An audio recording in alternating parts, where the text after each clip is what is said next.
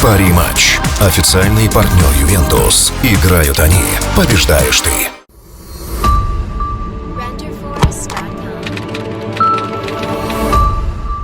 ассалому алайкум ба ҳама тамошобинони барномаҳои Сорбон Сафаров, барномаҳои канали Юристиҷей.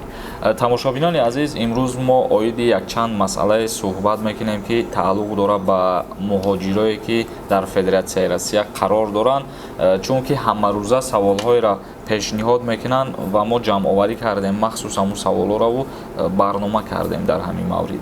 Як чиза ба ҳамаи шумо хотиррасон мекунем тамошобинони азиз, силкаи сарпарасти канали мо Пари-матч дар комментария закрепит кардагиай, ҳамун силка бидорен регистратсия кунен ва и барои моро як дастгирӣ мешавад.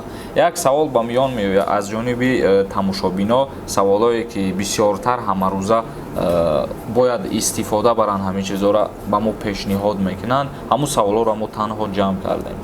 саволи аввалиншон оиди ҳамие ки вақте ки аз ҷумҳурии Тоҷикистон ба Федератсияи Россия сафар мекунанд, чанд рӯз муҳлат доранд ки регистратсия кунанд.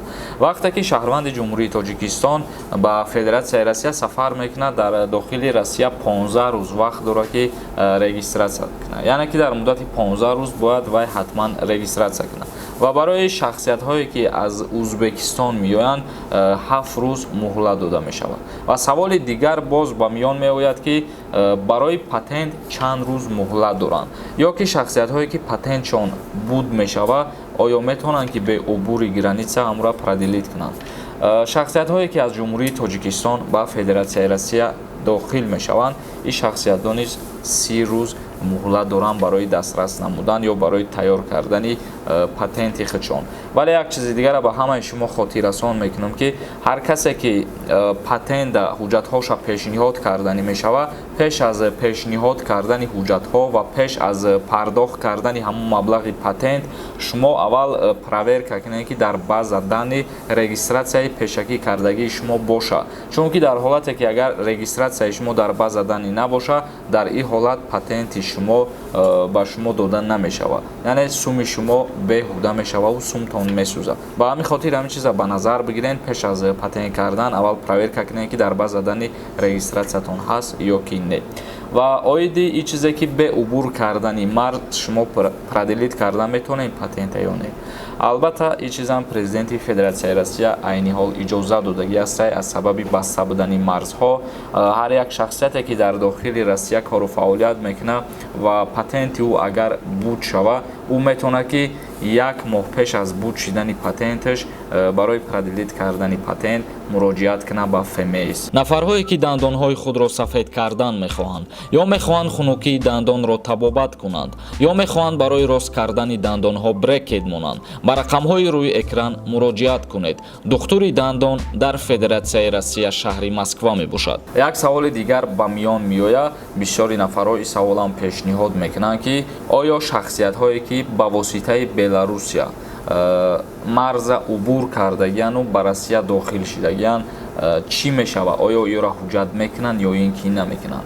бародарони азиз, мутобиқи моддаи 322 кодекси ҷиноятии Федератсияи Россия дар бораи ҳамин омадагия, яъне ғайриқонунӣ убур кардани марз ва ҳам ҷарима дорад ва ҳам аз озодӣ маҳрум кардан дорад. ҳар як шахсияте ки марзи Россияро ғайриқонунӣ убур мекунад, ворид мешавад, 250 000 рубл ҷарима дорад ё ки аз 9 то 11 моҳра зиндонуш мекунанд. ва шахсиятҳое ки ғайриқонунӣ убур кардагиян, марзи Россияро ворид шидагиян, ӯ шахсиятҳо агар ки тарки Россия кунанд, буброянд боз ба ватан барбигарданд ва дуюмбора официально, яъне қонунӣ ворид шаванд ба Россия, дар ин ҳолат метавонанд ки бе ягон монеагӣ ҳуҷҷатгузориҳои худшона дуруст кунанд. як саволи дигар оиди як укази президенти Федератсияи Россия ба миён меояд ки бисёри нафарҳои саволам пешниҳод мекунанд. шахсиятҳое ки тӯли 1 сол ё тӯли 5 солу 10 сол дар Федератсияи Россия ғайриқонунӣ гаштугузор кардагиян, ҳамин шахсиятҳо савол метиҳанд. яъне ки қарори нав биромадагиай мутобиқи таҳти рақами 364 президент имзомон барои мигрантҳо муҳлат дод то моҳи сентябра ва яъне як шанси калон дод барои ҳамаи муҳоҷиро ки шахсиятҳое ки ҳуҷҷат надоранд, шахсиятҳое ки патент надоранд бираванд ҳуҷҷатгузориҳои худшона дуруст кунанд. Пештар мутобиқи қарори 274 соли гузашта президент имзо монда буд, ҳар шахсияте ки пас аз карантин вориди Россия шидагӣ буд, ҳамин шахсиятҳоро шанс дода буд ки ҳуҷҷатҳои худшона аз сари нав пешниҳод кунанд, ҳуҷҷатҳошона пешниҳод кунанду патент кунанд. вале мутобиқи ин қарори нав, қарори 364, президент шанси калон дод шахсиятҳое ки 3 сол ё ки 5 сол бе документ гаштугузор кардагианд дар Россия, яъне патент надоштанд, регистратсия надоштанд. ана ҳамин шахсиятҳо айни ҳол метавонанд ки ба ФМС бираванд муроҷиат кунанд ва ҳуҷҷатгузориҳои худшона дуруст кунанд. яъне ки ин қарори 364 ба имзо расидагӣ бениҳоят шанси калон додагиай барои ҳама муҳоҷирое ки ғайриқонунӣ гаштугузор мекарданд. ба ҳамин хотир шахсиятҳое ки бошанд агар то айни ҳол тӯли 3 солу 5 сол беҳуҷҷат гаштугузор кардагӣ ё ки бе патент кор кардагӣ,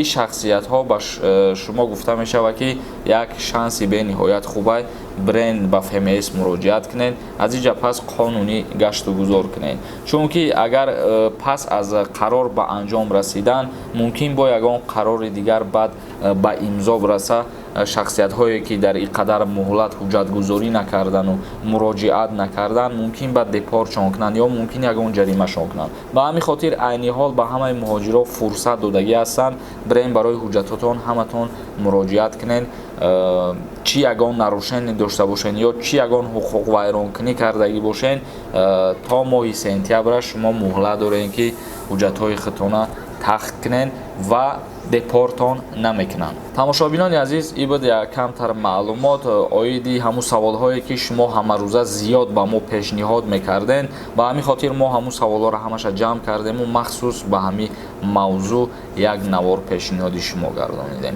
агар ягон саволи иловагӣ бошад дар инстаграми ман номаш ҳастаям ҷада саволтона пешниҳод кунед. дар канали мо обуна шидана фаромӯш намекунем. то барномаҳои дигар худованд ҳамаи мо шуморо нигаҳбон бошад.